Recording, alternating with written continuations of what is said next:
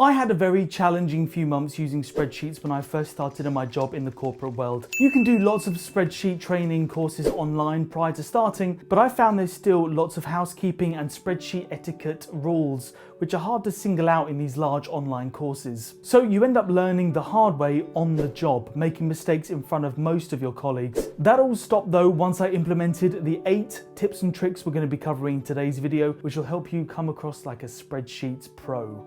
Hi guys, welcome back to the channel. My name's Rob and I work for a UK-based e-commerce company. I use spreadsheets heavily day to day to analyze sales, and it took me a while to bridge the gap between being a beginner user to being then more comfortable with a variety of spreadsheet tasks, which in today's video, the tips and tricks will all be in the context of Google Sheets as opposed to Excel. So let's dive into the first tip to help solve the panic of trying to remember all the functions you think you've remembered during your own study.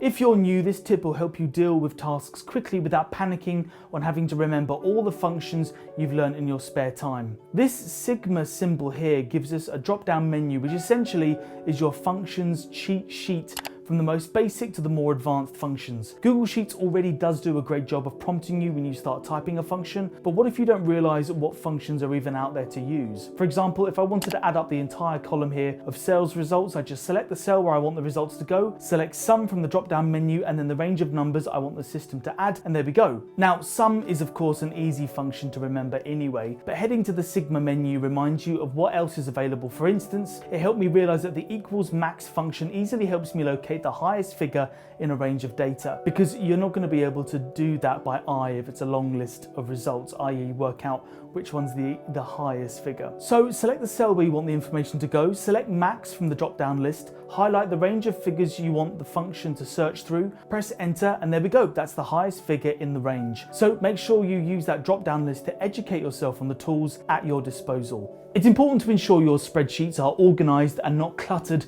with error messages, especially if you're sharing your work with colleagues. I'm largely talking about the not available message you see if the data you're trying to find with a function can't be found. You'll typically use IFERROR at the start of whatever function you're using when you want to control how your spreadsheet displays results in cases where errors might occur. You can just delete any error messages that appear, but that's not really possible if you're dealing with large amounts of data. So it's good housekeeping to always ensure you enter IFERROR when you can, as it definitely helps you look more professional. So I have a long list of product codes from management, and I want to see if any in the long list feature in my separate data table where I'm listing sales data here. If I use the VLOOKUP function to cross-reference numbers which appear in my table, for all the codes which do appear, they'll show just like that. For those which don't, I'll get the NA not available notification. Now it just makes things look messy, so before entering my VLOOKUP function the second time around, enter IFERROR, then the VLOOKUP function is normal. Now when I apply the function to the whole table, the system simply leaves the cells empty for the rows in which the product codes don't appear on my longer list here. There we go, all nice and neat. Before we move on to the next tip, if you're finding value in this video, consider subscribing to our channel and hitting the notification bell. Back to the video. Okay, so this is another great housekeeping tip to ensure when you're sharing your document with colleagues, they don't get lost and confused in all the information on the sheet. Tabs of data can easily accumulate, so if something's no longer necessary, either delete it or probably better hide it. Just simply right click on the tabs no longer needed and then select hide sheet. As the name suggests, you're not deleting the tab. You can select these 3 lines here to view the hidden tabs and select ones you'd like to bring back to look at. This is a great little tip to declutter your document, and trust me, your colleagues will really appreciate it.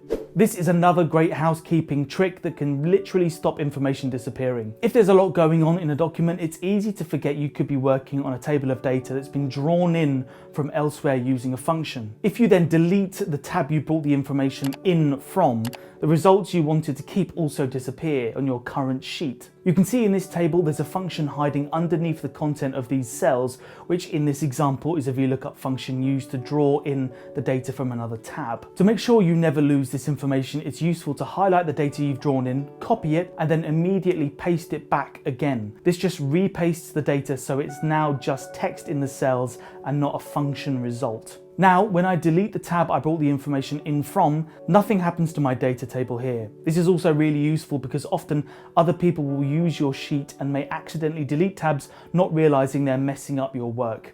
Creating drop-down lists using the data validation facility in Google Sheets is a great way to control how people enter information on your document. If you're working in a large team and need to avoid any confusion, only allowing people to enter certain things can really save you a headache when it comes to doing your job. Let's look at an example. I'm inviting these product codes to a campaign and need to avoid any confusion around the status of whether the product is invited, confirmed, or declined. So I can put a rule in place that gives people no other option but to enter these titles in the column next to the product codes. So select the space you want the drop-down list to go, head to the Data tab, then select Data Validation. This opens up a sidebar where you can enter the drop-down options for your team.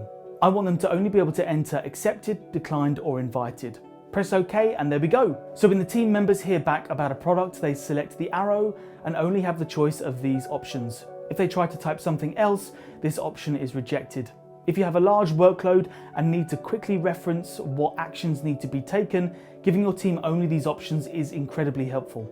If you use spreadsheets heavily each day or are responsible for sending regular reports to colleagues or members of the wider company, I always try to utilize this tip on titling my key tables of data to help guide anyone new to the document on what they're supposed to be looking at. I've often opened documents in the past and just have no idea of what I'm looking at. Just head to the Merge Cells option here to create a blank space from the rows and columns where you can then add text. This is also a chance to include any deadlines they need to contribute results to your table by, as well as titles or links to supporting information. All really helpful, which make things easier for the people you're sharing the data with.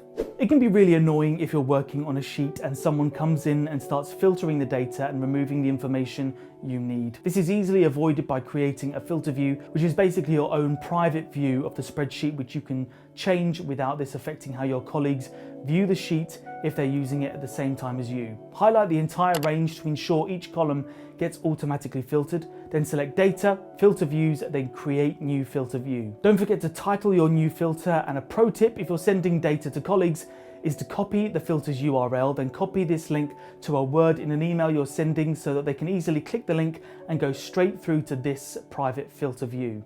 This is another useful tip to help guide someone's eye to key pieces of information, which is often incredibly useful if you're dealing with large amounts of data. Here we'll cover it in the context of product sales. People often don't have much time, so it's kind of sometimes appreciated to help people along by assigning red colors to highlight drops in sales compared to those which have seen a lift in sales being in green. So select the entire range you want to format, select Format, then Conditional Formatting, then the Format Rules box to begin with all sales results greater than 0, and as you can see, green is already selected as the color option. This then assigns the color green to all cells with amounts greater than 0. Now we'll add another rule, but this time select less than 0, and this time select the color red, and there we go. It colors the cells in the minus in red. This tip is very useful as it just makes things easier to spot what's going on with sales quickly. So there you go, 8 practical Google Sheets tips and tricks that will make you look like a spreadsheet pro, even if you're just starting out. These skills are incredibly useful for anyone working in any kind of data-driven role, and once you get the hang of the ones you find most useful, you'll learn how you can make them your own more and more. Thanks for watching.